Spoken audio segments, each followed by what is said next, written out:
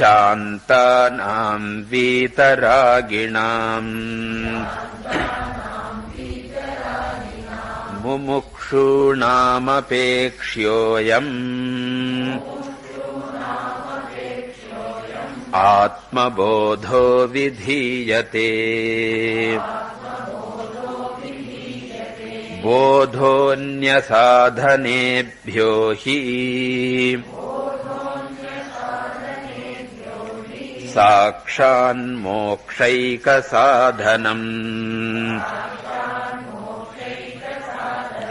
पाकस्य वह्निवज्ञानम् विना मोक्षो न सिद्ध्यति अविरोधितया कर्म नाविद्यां विनिवर्तयेत् विद्या विद्यां निहन्त्येव तेजस्तिमिरसङ्घवत् परिच्छिन्न इव ज्ञानात् तन्नाशे सति केवलः स्वयं प्रकाशते ह्यात्मा मेघापायेंशुमानिव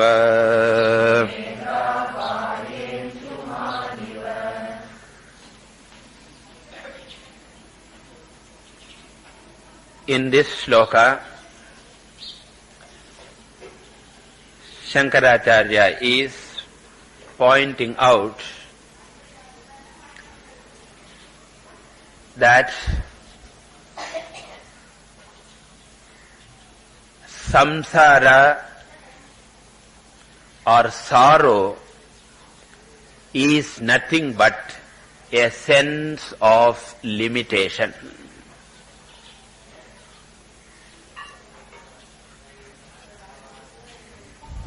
This is a very subtle point that is given here. Normally, we will define sorrow as a mental pain caused by loss of someone or death of someone or poverty or some physical illness, etc. We generally do not know what is sorrow at all. We feel sorrow, we experience sorrow, but we do not exactly know the psychological process of sorrow. When somebody dies, we have pain. And we say that the pain is caused by the death of that person. We only go into this much depth. But Vedanta says, sorrow is not the death of that person at all. Because if the death of a person should cause sorrow, death of everyone should cause sorrow. Because death is death, whether this person dies or that person dies. So then we find that death of everyone does not cause sorrow, but death of some special people alone cause sorrow, who are VIPs for us. For other people, they are VIPs, very insignificant people. For us, they are VIPs, very important person. Now, what makes the difference between important and insignificant? It is because of our relationship. We think that in the presence of that person, I am complete. I don't miss anything. You can find even in big camps and all, you'll find everybody has got one particular person, husband or wife or someone. You get down from the train, 100 people, anyone counts whether 100 is there, that's my headache. But everybody first make paathan irpa. You can see in the moonji paatale theriyum, ipdi paarpa.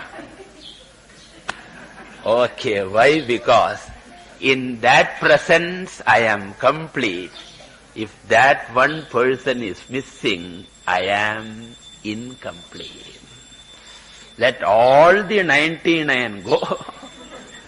Doesn't matter. But if that one is even little headache, this fellow cannot listen to the class. Not for him, for the other one. So that means sorrow is not a person's death or headache or anything. Sorrow is a sense of incompleteness caused by anything. Either I miss the wife or children or house or anything, and therefore sorrow is parichhedaha.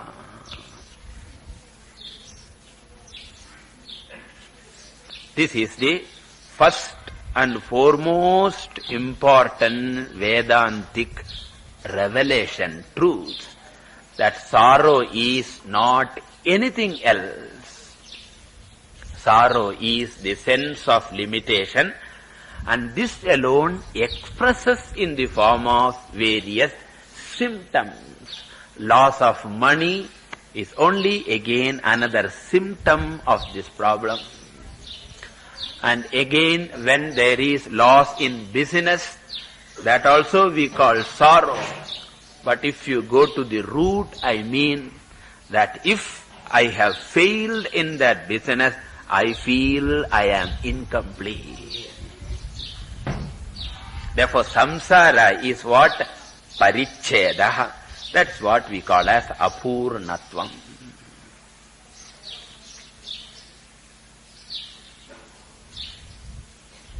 Very important idea here. Remember this shloka. Parichinnaha is the problem. Why I am emphasizing this is, we should not blame anyone for our sorrow. Because our tendency is, any sorrow comes, we tend to blame someone or other, something or the other, or at least whether we blame. Nobody else is available. It is not any one of them, it is problem is centered on me. Solution also is centered on me, will be clear. Then the second point, which is equally important, is this sense of limitation, which is our disease called sorrow, is caused by ignorance. That also must be equally clear.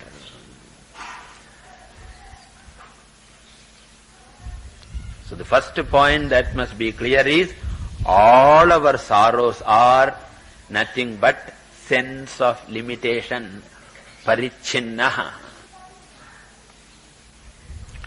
And the second equally important point is, this sense of limitation is caused by ignorance. Why do we say ignorance is the cause?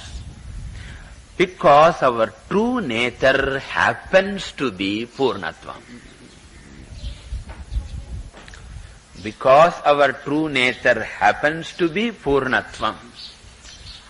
Apurnatvam is nothing but self-disowning, self-forgetfulness, self-estrangement, self-hypnotism. என்னெல்லாம் word வேணா use பண்ணிக்கலாம். Ignorance,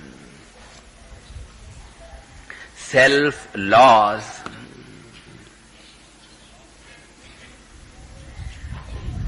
and therefore he said, Ajnanat parichinnaha iva. This alone is the definition of samsara.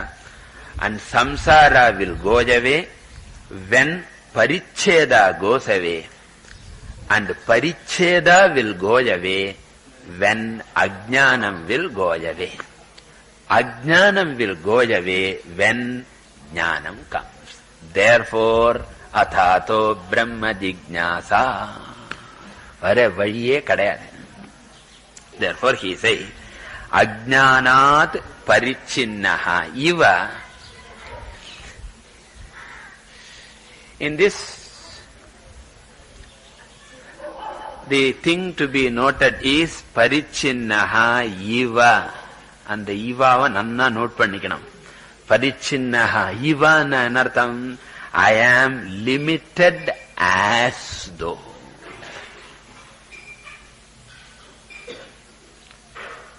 It is a notion. It is not a fact, thank God. Because if I am parichinnaha, and as I said in the last class, I can never become aparichinnaha, because limited one by a process can never become limitless.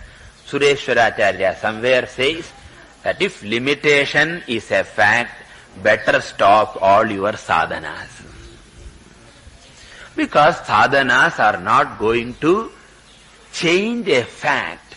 Therefore, puja, japam, tapam, all of them are utterly useless. Having the limitation, whatever enjoyment you can have, you enjoy. Never struggle for moksha, it will be impossible. If limitation is a fact. But thank God, limitation is a notion. It is not a fact. There is a lot of difference between fact and notion. Between fact and notion, there is an ocean of difference. And therefore, tan nashe sati. When that ajnanam is destroyed, tat means ajnanam, nashe. Ajnana nashe sati. What happens? Kevalaha bhavati. Kevalaha means non-dual.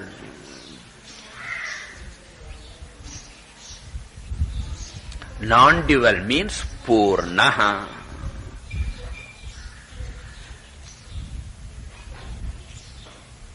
Because if there is no second thing, there will not be any limitation, because limitation is always caused by a second thing. Therefore, kevalaha chet advayaha, advayaha chet purnaha, and purnaha chet muktaha, apurnaha chet baddhaha, purnaha chet muktaha. So from this, one more point becomes clear. Moksha is nothing but getting out of this sense of limitation. So moksha is nothing but freedom from the sense of limitation. So moksha is not any mysterious state. Moksha is not going to some other loka. Moksha is not having some mysterious experiences coming as a flash and going away. Moksha is not a change in the physical body or anything. Moksha is when I look at myself, I don't miss anything in life. If I have got that condition of fullness, I can say I am mukta. In every other thing, I am normal. In the sense, because we people think mukta means some abnormal person he must be. No, he will also eat vela velaki pasikim, and he also will eat. He also will go to bathroom or toilet. He also will go to sleep. Sometimes class will go to thukam varalam. So he also will be exactly the same. Ratri thukam mudcha thukam varam. So therefore there is nothing abnormal. He is not a mystic or anyone. He is a normal person. The only difference is when he looks at himself, he doesn't miss anyone. If people are around him, he will enjoy the company. If the people go away, camp mudinjudte. So when people are around, I enjoy. And when people are not there, I don't miss anything. So if I can be with things, and if I can be without things, without missing anything, then I am liberated. Therefore, moksha is nothing but removal of the notion. And any notion is removed by knowledge.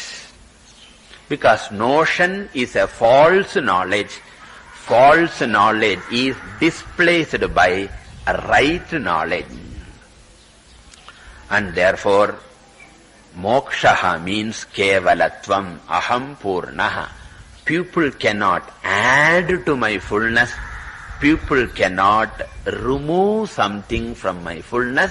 Apuryamanam achala pratishtham samudram apaha. I am like an ocean without any notion. I am like an ocean. Let the rivers merge into me, aham purnaha.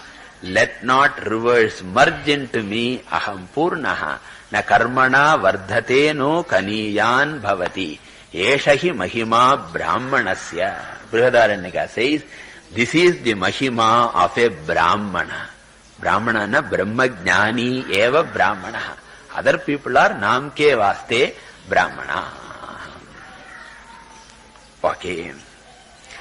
And once ajnanam is gone, what happens? Swayam prakashate hi atma.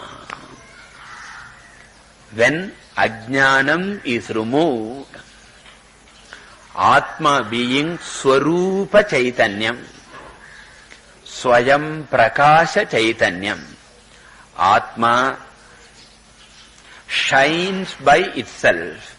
It is self-evident.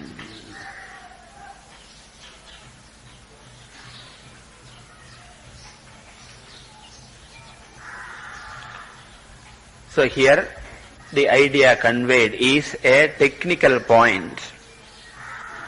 In the introductory class, I said there is Swarupa Jnanam and Vritti Jnanam.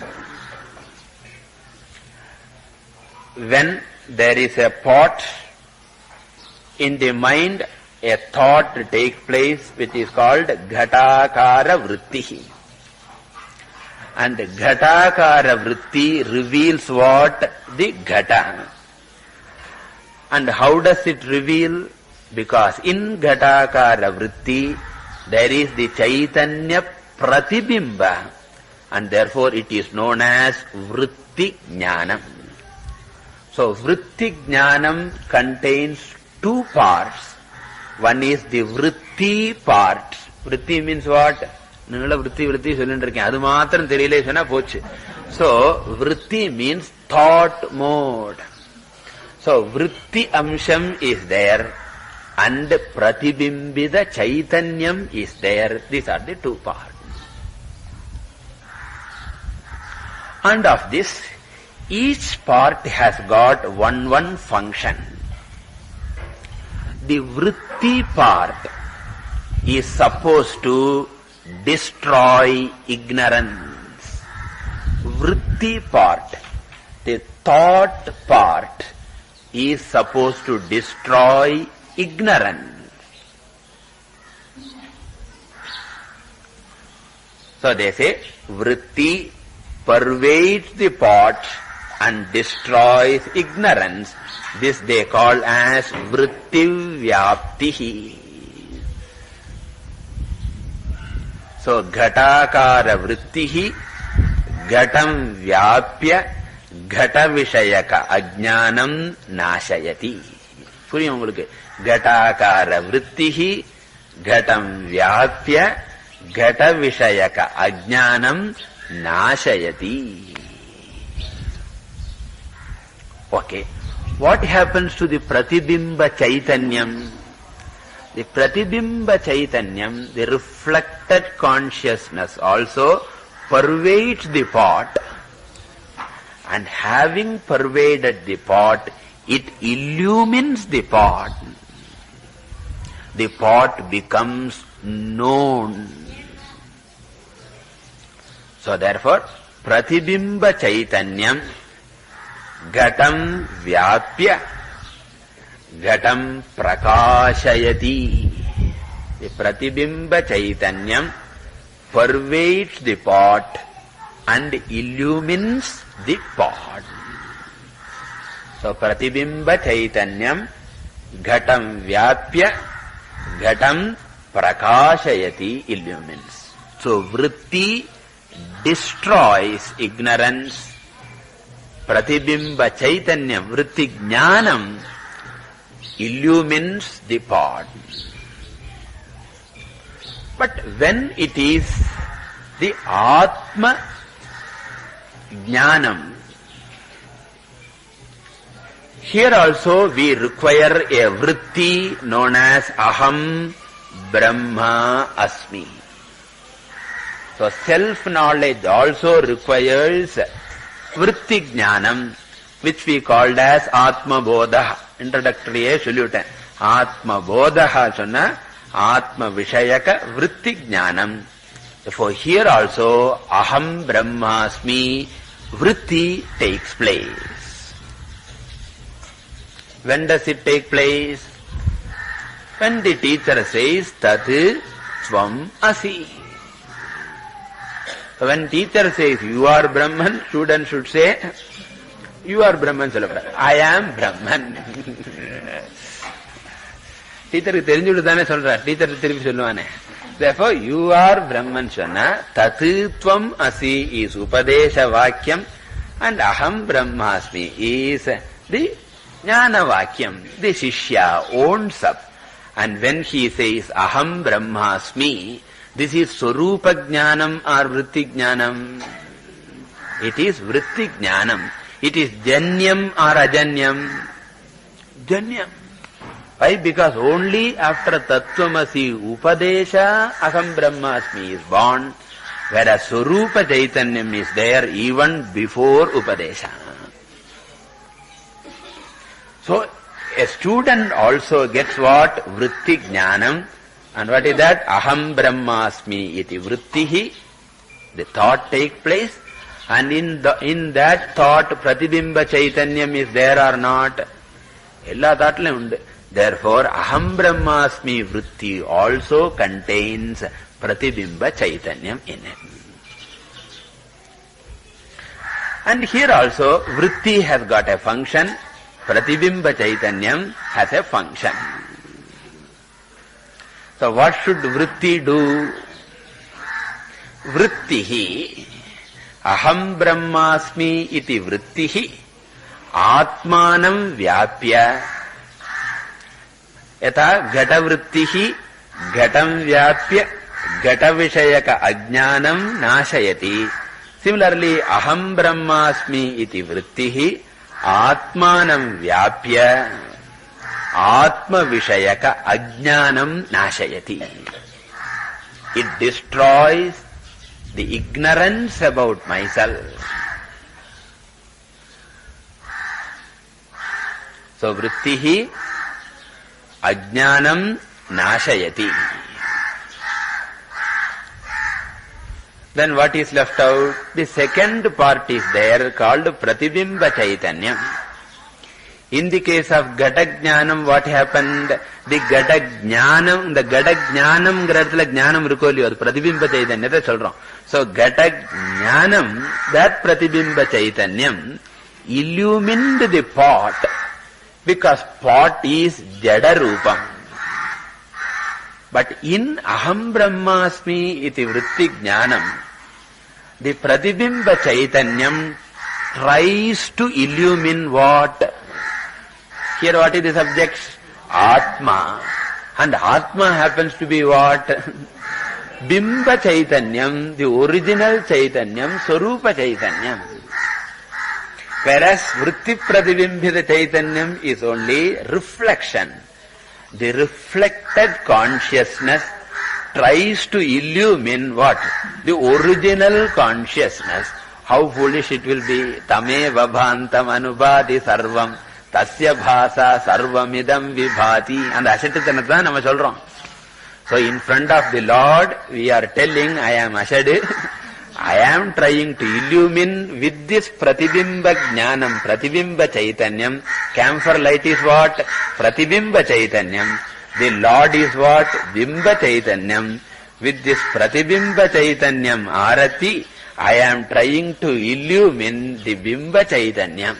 How foolish I am. அதுக்குதான் இப்படி பண்றான். தப்பு தப்பு தப்பு தப்பு. தினமும் பண்ணிட்டு இருக்க, ஒருக்கா பண்ணி நிறுத்தி விடணும். How assured I am. Similarly here also, vritti is necessary to destroy ignorance. The vritti pratibimbita chaitanyam is not necessary to illumine Atma vai swayam prakashate Atma. Swayam prakashate Atma. So, vritti jnanam is not necessary to illumine the Atma swayam prakashamanatva. Okay. But this creates confusion for people.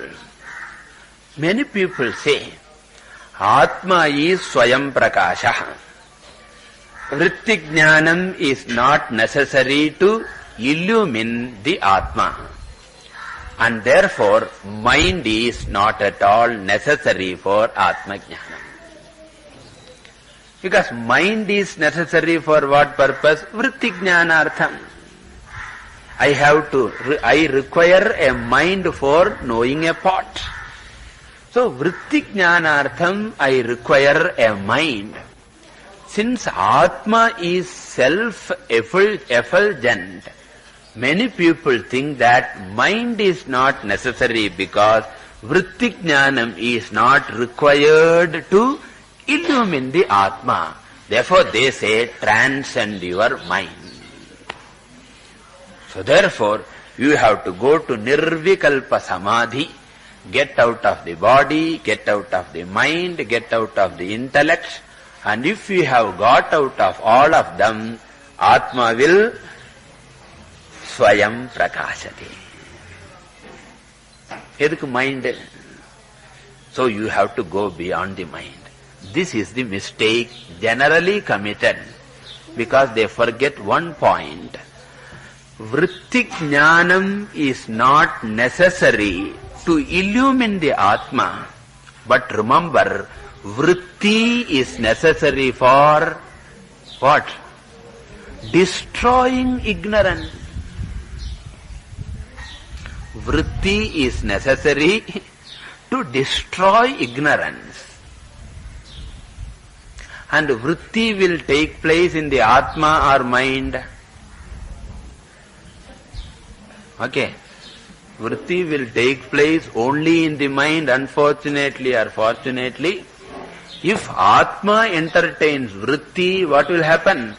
Atma will be changing. Vrittihi means vikaraha, remember. And therefore, ajnana nashartham, aham brahmasmi iti vrittihi apekshita natu atma prakashanartham.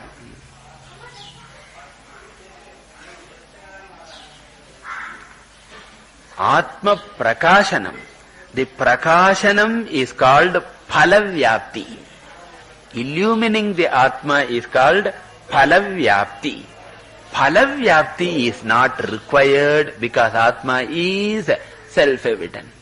In the case of pot, vrittivyapti is necessary to remove ignorance. Phalavyapti also is necessary to illumine the pot. But in the case of Atma, vrittivyapti is necessary to destroy ignorance. Phalavyapti is not necessary. Why? Because Atma is Swayam Prakasha. So therefore, vrittivyapti requires mind. Therefore, by going to Nirvikalpa Samadhi, ignorance will not be destroyed. Therefore, what will happen? The mind continues to be ignorant mind. Therefore, when he is in Nirvikalpa Samadhi, he will be fine. Why? Because the sorrowful mind has been transcended now. Therefore, sorrows are not there, all worries are forgotten, limitations are forgotten, but remember, ignorance